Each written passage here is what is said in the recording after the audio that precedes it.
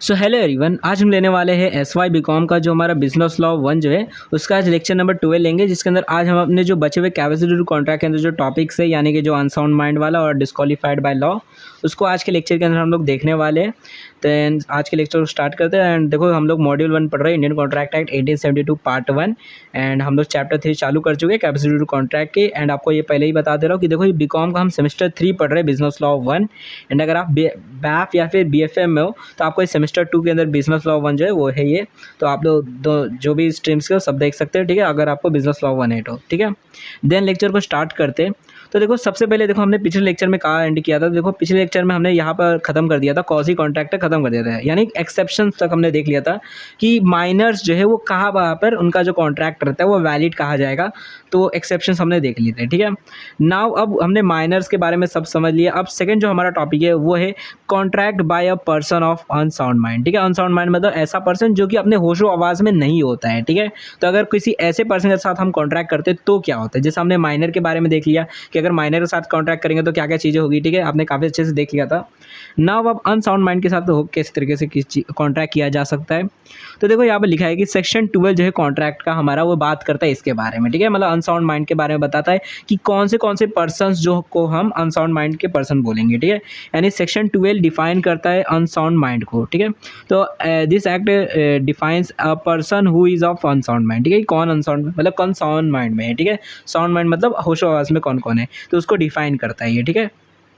तो देखो, लिखा गया है कि state that a person is said to be of sound mind for the purpose of making a contract if at the time when he make it he is capable of understanding it and of forming a rational judgment as to its effect upon his interest, ठीक है। मतलब क्या है कि देखो, हम sound mind का person किसे कहेंगे, हम उस पर्सन को साउंड माइंड का पर्सन कहेंगे जो कि कॉन्ट्रैक्ट करते टाइम पे, जब भी कॉन्ट्रैक्ट बनाया जा रहा था उस टाइम पर वो एबल है यानी कैपेबल है अंडरस्टैंड करने की, समझने की कि जो भी मतलब कॉन्ट्रैक्ट के अंदर वो डिसीजन लेने वाला है, कॉन्ट्रैक्ट के अंदर एंटर होने वाला है, तो उसके वजह से क्या क्या इफेक्ट पड़ने वाले हैं, क्या क्या चीज़ें होने वाली है, क्या क्या टर्म्स है, क्या क्या कंडीशंस है। अगर वो सारी चीज़ों को समझते हुए अगर वो एक रैशनल जजमेंट लेता है, डिसीजन लेता है, तो ऐसे टाइम पर कहा जाएगा वो जो पर्सन है वो एक साउंड माइंड का पर्सन, यानी होशो आवाज़ में है वो पर्सन, ठीक है। अ person who is usually of unsound mind but occasionally of sound mind may make a contract when he is of sound mind, ठीक है। मतलब क्या है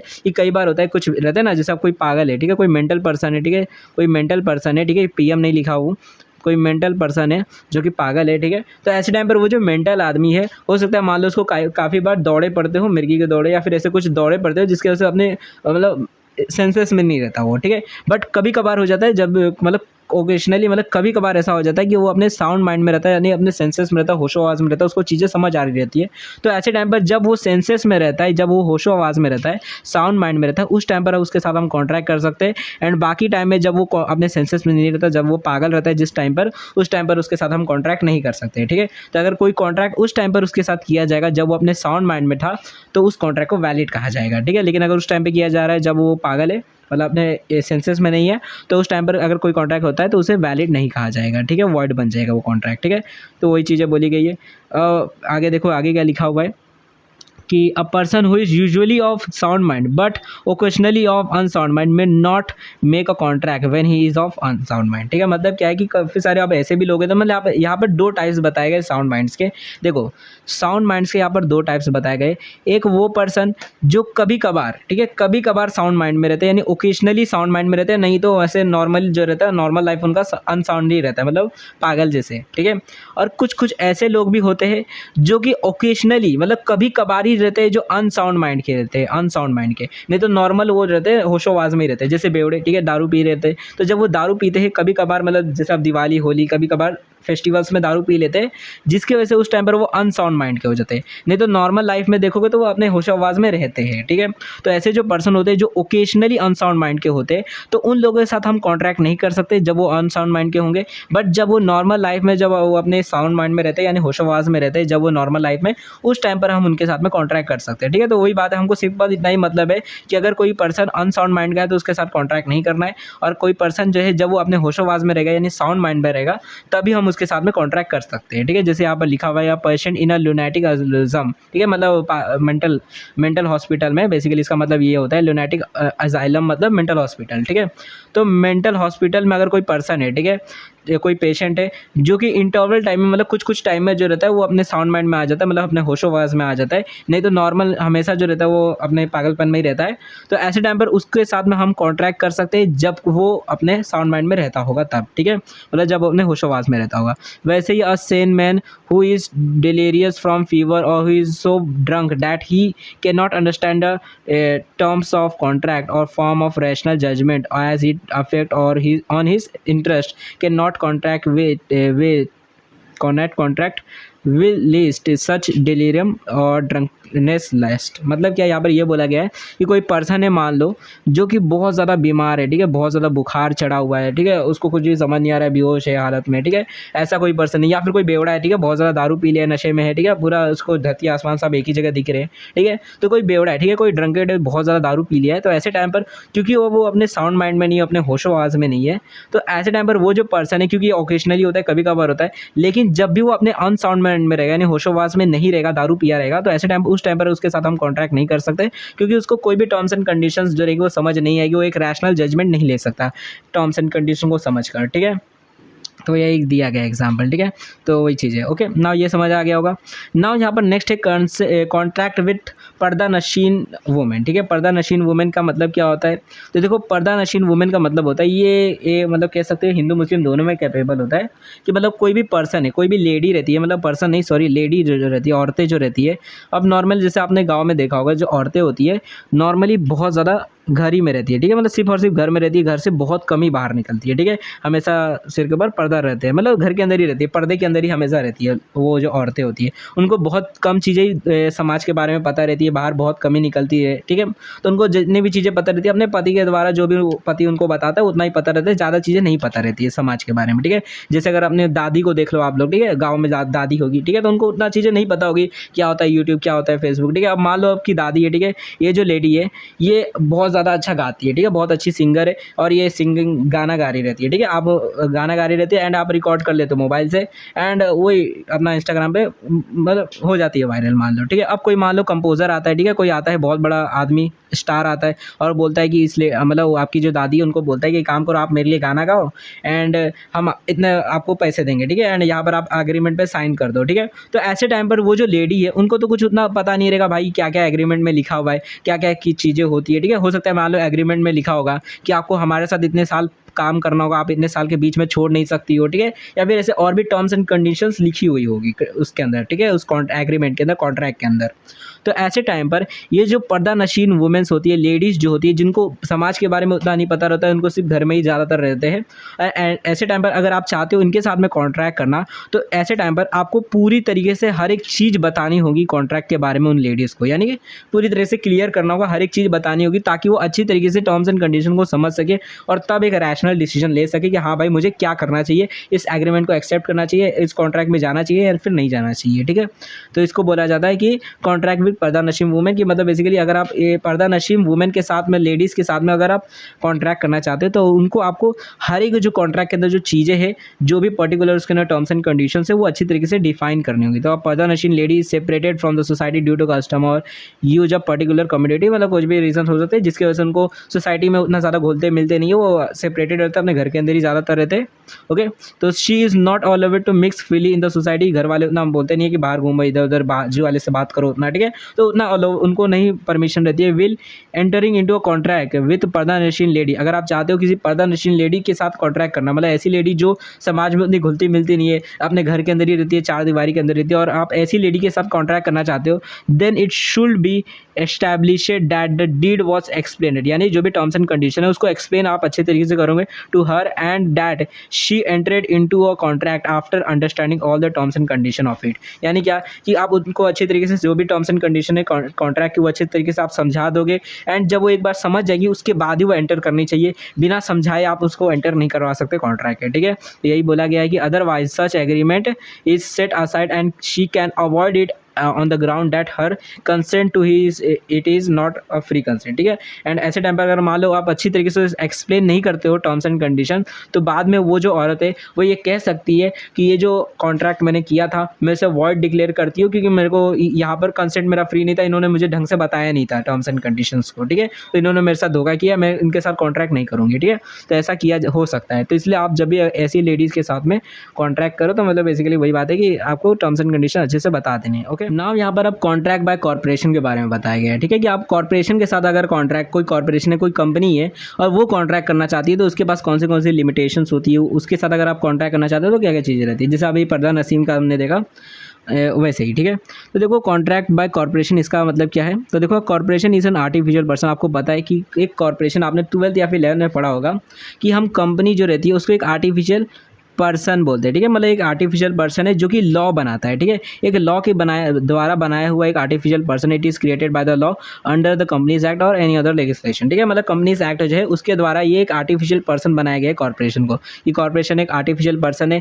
ये चाहे तो ये कोई भी कंपनी, मतलब बेसिकली कोई भी प्रॉपर्टी खरीद सकता है, ठीक है। कोई भी पर्टिकुलर प्रॉपर्टी को खरीद सकता है, ठीक है, अपने नाम से, कंपनी के नाम से, ठीक है। ये चाहे तो किसी के साथ भी कॉन्ट्रैक्ट कर सकता है अपने नाम से, कंपनी के नाम से, ठीक है। तो एक आर्टिफिशियल पर्सन है। Okay, it is competent to contract, क्योंकि अब यहाँ पर बेसिकली ये लॉ ने ही इस कंपनी को आर्टिफिशियल पर्सन बनाया, तो इसलिए ये कॉम्पिटेंट भी होता है कॉन्ट्रैक्ट को करने के लिए। But there are 2 limitation on the contract by corporation. लेकिन यहाँ पर 2 लिमिटेशंस होती है अगर एक कॉर्पोरेशन जो है वो कॉन्ट्रैक्ट करना चाहता है तब, ठीक है। सबसे पहले नेचुरल लिमिटेशन। नेचुरल लिमिटेशन मतलब क्या, क्योंकि देखो कॉर्पोरेशन जो है वो एक आर्टिफिशियल पर्सन है, क्योंकि वो एक असली में देखोगे उसका असली नेचर क्या है, वो असली में कोई इंसान नहीं है, वो तो एक बस बोला गया है लॉ के द्वारा कि भाई ये एक आर्टिफिशियल पर्सन है, रियलिटी में वो एक इंसान नहीं है, ठीक है। जिसकी वजह से अगर कोई भी कॉन्ट्रैक्ट करना चाहता है कॉर्पोरेशन, तो वो सिर्फ और सिर्फ डायरेक्टर्स के डिसीजन से ही लिया जाएगा, यानी डायरेक्टर्स जो रहेंगे वो ही सिर्फ जाकर कॉन्ट्रैक्ट करेंगे कंपनी के बिहाफ में, कंपनी के नाम से, ठीक है। बट रियलिटी में कंपनी जो है कॉर्पोरेशन खुद जाकर किसी के साथ भी कॉन्ट्रैक्ट नहीं कर सकती है, ठीक है।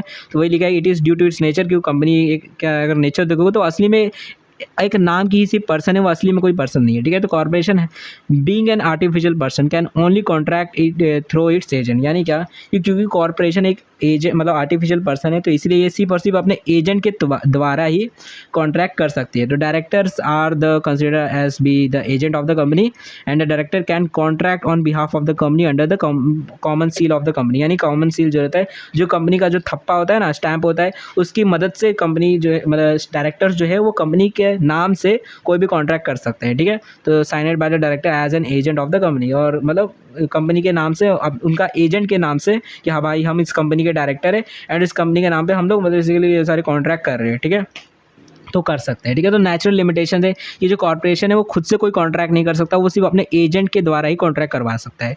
उसके बाद देखो लीगल लिमिटेशंस की बात की गई है। तो लीगल लिमिटेशंस मतलब क्या हो गया कि मतलब लीगल लिमिटेशन का मतलब ये हो गया कि देखो कंपनी जो होती है उसमें मेमोरेंडम्स रहते हैं, आपको मालूम होगा कंपनी के कुछ मेमोरेंडम्स रहते हैं, आर्टिकल्स रहते हैं, मतलब कि कंपनी किस तरीके से काम करेगी, कंपनी क्या क्या करेगी, क्या क्या नहीं करेगी, ठीक है।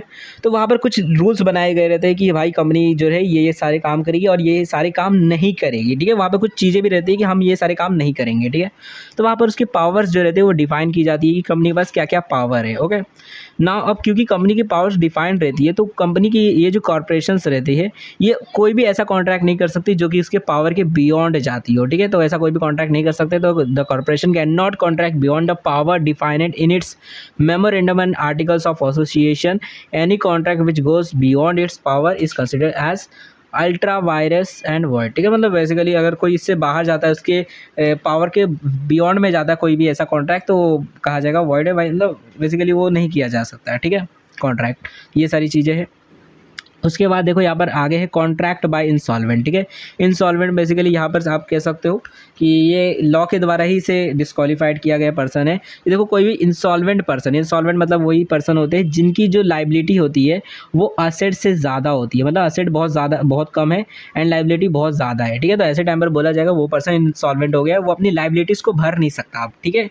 अपने मतलब सारे प्रॉपर्टी बेच भी देगा तब भी उसकी लाइबिलिटी जो है वो नहीं भर सकती, तो उस पर्सन को इंसॉल्वेंट बोल दिया जाता है, ठीक है। तो ऐसे जो इंसॉल्वेंट पर्सन होते हैं उनके साथ हम कॉन्ट्रैक्ट नहीं कर सकते। जो बैंक करप्ट होते हैं, जिनका दिवालिया हो जाता है, ठीक है, जो रहते हैं ना मतलब जो बेसिकली इंसॉल्वेंट हो जाते हैं, बैंकरप्ट हो जाते हैं, ऐसे पर्सन के साथ में जो है हम बेसिकली कॉन्ट्रैक्ट नहीं कर सकते, ठीक है। तो वही बोला गया एन इंसॉल्वेंट और bankrupt person is disqualified from contracting during the during his insolvency, यानी जब तक वो इंसॉल्वेंट है तब तक वो कॉन्ट्रैक्ट नहीं कर सकता। कल को मान लो उसने दूसरा बिजनेस करके वापस पैसे इसके पास लगाए तब वो कॉन्ट्रैक्ट कर सकता है, लेकिन जब तक वो इंसॉल्वेंट है तब तक वो कॉन्ट्रैक्ट नहीं कर सकता किसी के साथ में भी, ठीक है। तो all his assets vest in the hand of official assignee और receiver appointed by the court who enter into contract on his behalf, ठीक है। तो सारे मतलब बेसिकली यही चीज़ है कि जो इंसॉल्वेंट पर्सन होता है वो किसी के साथ भी कॉन्ट्रैक्ट नहीं कर सकता है, ओके।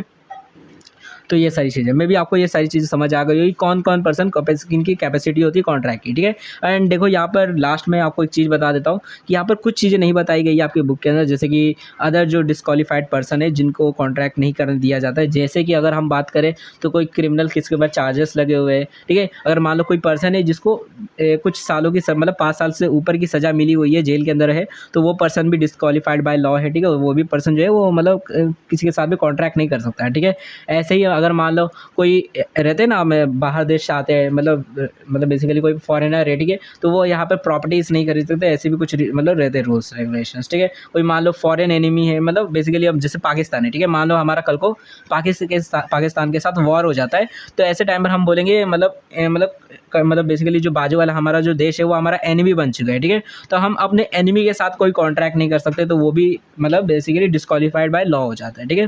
तो ऐसे काफ़ी सारी चीज़ें नहीं बताई गई है, बट कोई बात नहीं, जितनी चीज़ें बताई गई उतनी चीज़ें हम समझ के छोड़ देते हैं, ओके। सो नाउ मे भी यहाँ पर आपको ये सारी चीज़ें समझ आ गई होगी। फिर भी अगर आपको कोई भी डाउट होता है या फिर कोई चीज़ नहीं समझ आई रहेगी तो आप लोग कमेंट सेक्शन के अंदर जो भी आपके डाउट्स रहेंगे वो पूछ सकते हो। एंड अगर आपको लेक्चर समझ आ गया होगा तो बता देना, फीडबैक दे देना कि हाँ भाई आपको सारी चीज़ें समझ आ गई है, ठीक है। देन इसका जो नेक्स्ट लेक्चर है वो जल्दी हमारे चैनल पे आ जाएगा, तो चैनल को सब्सक्राइब कर दो और इस वीडियो को आपके जितने भी दोस्त लोग हैं उनके साथ शेयर कर दो ताकि वो भी इस वीडियो को देख सके। तो पक्का अपने सोशल मीडिया में शेयर कर देना, व्हाट्सअप ग्रुप में, या फिर अपने दोस्त लोगों को रिकमेंड करो चैनल को, ठीक है। तो शेयर करो पक्का वीडियो को। एंड अगर आपको लेक्चर का PDF चाहिए रहेगा स्टडी पर्पज़ के लिए तो आपको टेलीग्राम पर मिल जाएगा, और कोई मैसेज करना रहेगा तो आप इंस्टाग्राम पे कर सकते हो। तो दोनों की जो लिंक है वो आपको डिस्क्रिप्शन के अंदर मिल जाएगी। एंड अगर आप लेक्चर को लेट देख रहे हो, मतलब कुछ दिन बाद देख रहे हो लेक्चर को, तो वो आपको इसकी जो प्लेलिस्ट है यहाँ पर मिल जाएगी, तो यहाँ से भी जाकर नेक्स्ट वीडियो को देख सकते हो। So thanks for watching my video, हमने नेक्स्ट वीडियो मिलेंगे।